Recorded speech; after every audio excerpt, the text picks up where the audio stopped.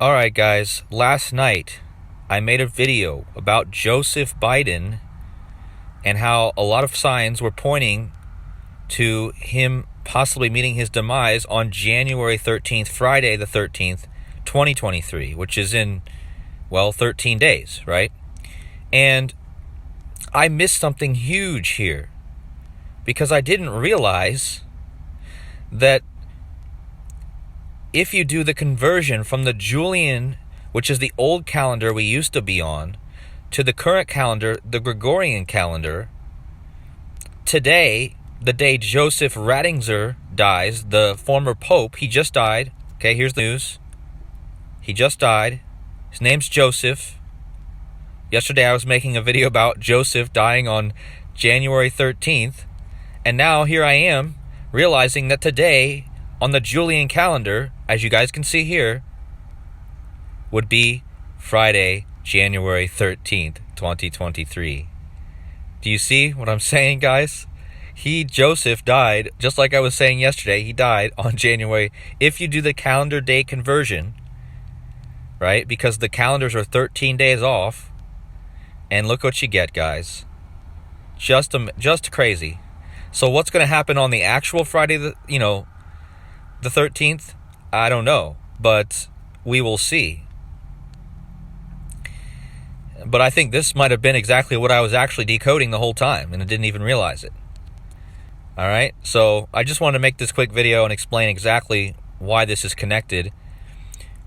But another thing I want to mention here is that this Pope Benedict, he was the first ever Pope to resign in office in this age, in this era.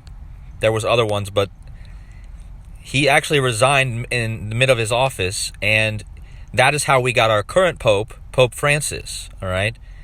And what I also want you guys to realize here is that the day that this Pope resigned on February 28th, 2013, notice the 13, and to the time that Pope Francis took over for him 13 days later, on the 13th of 2013, do you see all the 13s, guys?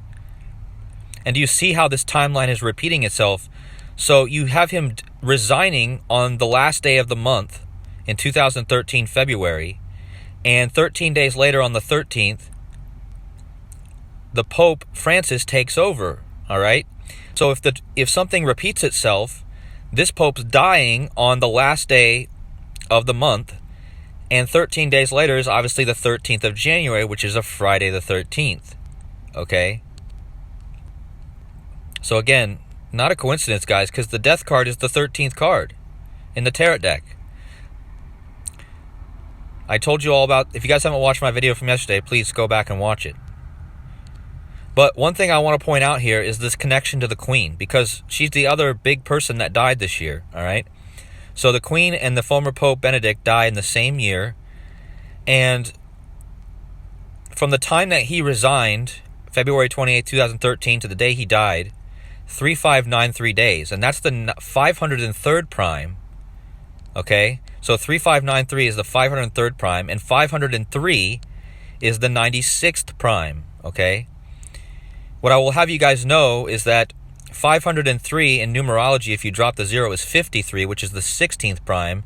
Pope Benedict was Pope Benedict the 16th, okay?